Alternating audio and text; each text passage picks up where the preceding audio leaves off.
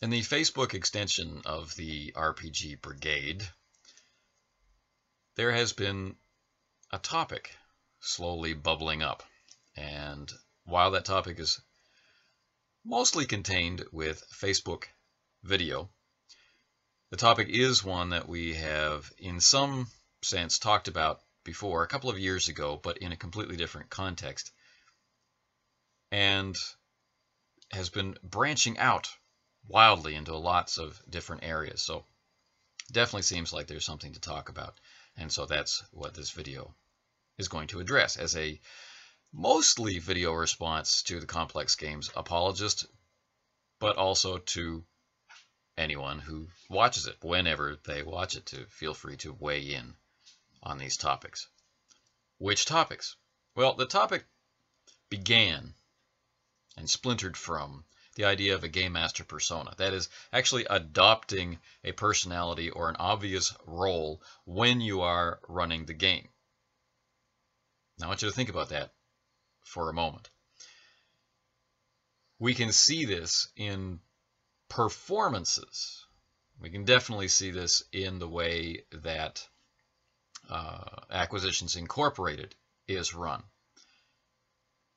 But that's just the tip of the iceberg. What if Chris Perkins, the game master, when he's in his full regalia costume on stage, what if the character he's representing were interacting with the player characters on the stage? Not Chris Perkins interacting with the Penny Arcade people, but Chris Perkins' game master character interacting with the player characters. Now, I don't want to make this video too long, which I suppose is a ridiculous thing for me to say on this channel, but I do want this to be specifically clear because right now I don't feel that it is. I think that at the moment there's confusion over three different things. The first thing is style. Yes, all game masters have their own style brought about by intrinsic factors such as who they are, how quickly they speak, how quickly they think, the amount of information they can hold and process in their heads at the same time, sense of humor, level of seriousness, focus on the topic, ability to pay attention despite distractions. All of these things, these go into what will become their learned style over time, the way that they learn to present themselves as the game master, with a friendly tone, with an unfriendly tone, with a detached tone, with an engaged tone, whatever it is. You know the difference between talking to a person and talking to the person as the GM when they are taking on that task, much the same way that any other task we do, from cooking to cleaning or whatever. We have a way of doing it. But there's also stance. This is a decision that you make about how you will do something. Your stance. Think of it maybe as a defensive or offensive posture, the way that you will support yourself and prepare to act for a specific effect. So when you switch from one game to another game, it's very likely that your intrinsic style will stay the same. Your basic stance will change, and maybe, depending on where you are in the curve of developing your own independent style, maybe that will shift somewhat. And the interplay of those things will create the experience of the gameplay. But then there is this next step, and that's adopting a persona, a character to play as the game master, through which you will communicate with the players and or the characters. So, game masters have styles. Yes. Game masters have stances. A style might be a very fast-paced game that just whips by and creates a lot of confusion and excitement. A stance might be the choice of including things like description of camera angles, the use of sound effects or atmospheric noises. right? The use of cutscenes, the use of media, visual media techniques in what is actually a spoken medium. The persona, this is a character that a game master would play. This was one aspect of the topic, just one aspect of it, but it seems to have garnered the most attention. Now, why was this put forward? This was put forward in the context of when you're running a game with a very specific ideology behind it or a very specific genre supporting it. What are ways that you can adopt an appropriate stance to deliver that experience? Examples there were Star Trek. Not running Star Trek like Star Wars, not running Star Trek like something that it is not, but actually trying to, at the table, recreate the experience, the full experience of watching an episode of Star Trek, whichever style of Star Trek grabs you. So think about that for a minute. You are role-playing a television show. Will there be television conceits, such as descriptions of events where none of the characters are present? This is a common feature in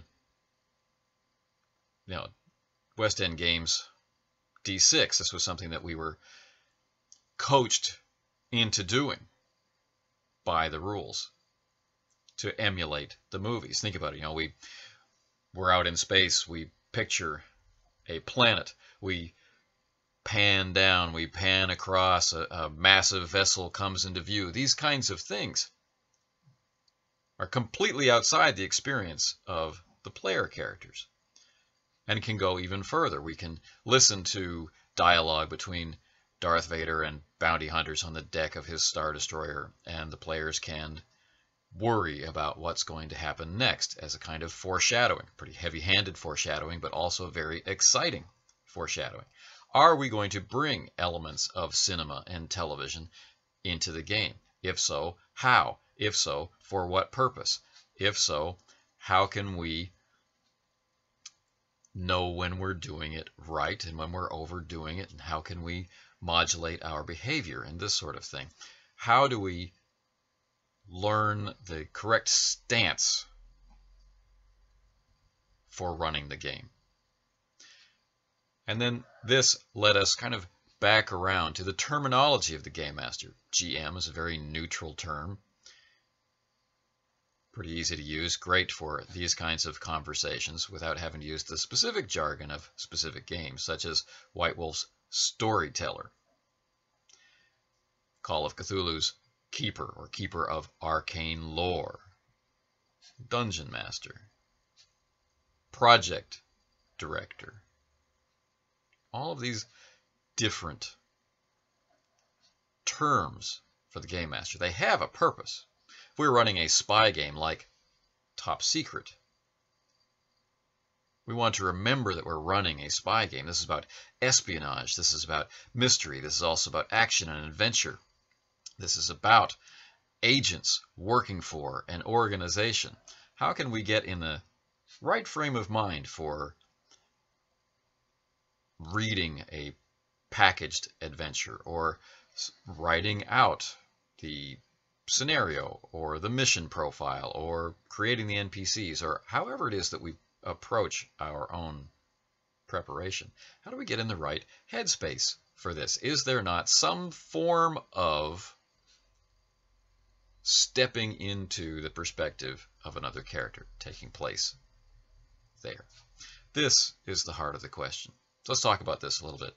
This all falls under the umbrella of running your actual session. And that ties into maybe some discussions which make people a little uncomfortable. Things like the discussion of a social contract. Things like talking about your game. Things like practicing specific techniques. Now, coming together for a regular game with a regular group of people eventually over time starts to develop its own rituals. without thought. Things like who's bringing the food or where the food comes from, who sits where, what time of play is acceptable, or what length of play, what time play starts. Is there music? Is there no music? What light level? And so on and so forth. We have these rituals, and sometimes these rituals can be encoded even further. For example, I ran a 6-year-long World of Darkness campaign, and for the vampire part of that, the game would start the same way every time. We would come in, we'd take our seats, and the very same song would play, like the opening of a movie. Right? And the particular opening guitar chords would have an effect on people. And then the next thing would follow would be a recap, which I would start and which would then spread out around the players. Everyone putting themselves in the scene and then in the shoes of their character, and then waiting for what specific event is going to start our session tonight. This was a ritual. And the session would close with that happening again. There was an ending track to which to listen. And there was an ending recap. And we kind of swam up out of the muck and mire of the world in darkness and back to the real world. Ritual. Now we can talk about this in a lot of different ways, but one handy way to talk about it is the magic circle. Right? All the things that we do that are not the game, that help us move into the game, that kind of encapsulate or make the boundary of the game, and stepping inside the magic circle as if we were preparing to do something mystical is an act that happens consciously and unconsciously, but it happens much better consciously when you choose to get yourself in the game. And this is any kind of game. We're not talking about hiding down in the basement in full goth makeup and reveling in the angst. What I'm talking about is any kind of game, from the beer and pretzels, laughing, very little game happening, but lots of camaraderie happening, to the full-on, intense, tactical, avatar-based sim with minis and maps. There are things that you do that put you in that headspace. And this question of, does the game master adopt a persona or not, is very much a part of that conversation.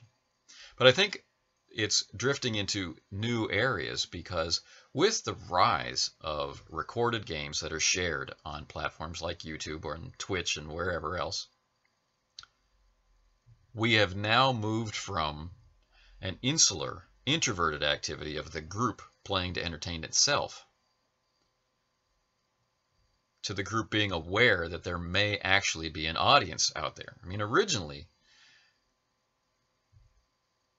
in my early days of game mastering, I saw myself as kind of an audience. Right? I didn't like to interject too much. But now, when you are thinking of this is being recorded and it's going out there, and it will be out there until I take it down, there is the idea that you need to communicate more than what is strictly necessary for the players. Right? Sometimes you think about, well, what if they're not familiar with the system? Maybe I should explain for the viewers. Or maybe you do introductions of characters, or maybe you over-describe characters session after session after session in case a new viewer has come in, and so on and so forth. All of these elements, the existence or the possibility of the existence of an audience, puts a different kind of pressure and a different kind of responsibility on the game master, which can cause a rise in showmanship and performance. This might be a level of performance you're already doing with your group, such as having a very specific soundtrack, such as having a specific turn of phrase to open up the session every time, such as adopting a different kind of voice for when you are delivering a ruling and a different kind of voice for when you're portraying characters. Right? Maybe you have accents. Maybe you have the female voice and the male voice and whatever. All of these things, taken one step further, can lead you to the idea of adopting a role. Right? Tonight, I will be your game master. And the players would have the opportunity then to interact directly with the game master and learn their traits, to get a sense of the genre, to get a sense of the nature of the world through their interaction with that character. And I think this is a fascinating topic. Is this a tool that we might use for every game out there? I don't think so. Is this a tool that we should consider every time we sit down to play? Again, I don't think so. I'm not sure. I don't think that it's entirely necessary. I think the Game Master's role, from my perspective, can be an internal one. I can take on the mantle of keeper or the mantle of project director and remember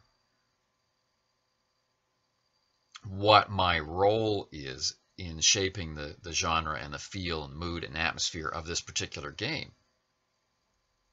without adopting the role of the project director or the keeper or the storyteller or what have you. But if I do, what do I gain? Yes, in certain circumstances there may be things I also have to give up. What do I gain? What are the trade-offs? Something to think about. So, consider your own gaming for a while. Think about the way that you run games, the headspace or the stance that you take when you're running very specific games, not your kind of general internalized, it's my habit kind of game, but if you take on running a mystery or noir, if you take on running Shadowrun, if you take on doing Tremulous or Veil, right? Worlds in Peril, if you take on running Blue Planet, if you take on running MechWarrior, the Moral Project. What gets you into that stance? What are you actually already doing? What kind of push would it take to get you into doing something a little different? And would that ever include adopting a persona? And if not, why not? If so, what persona would be helpful? These are interesting questions. So thanks for the CGA for sparking this topic off. If you're a member of the Facebook RPG Brigade group, check out the list of responses and comments and things and get involved.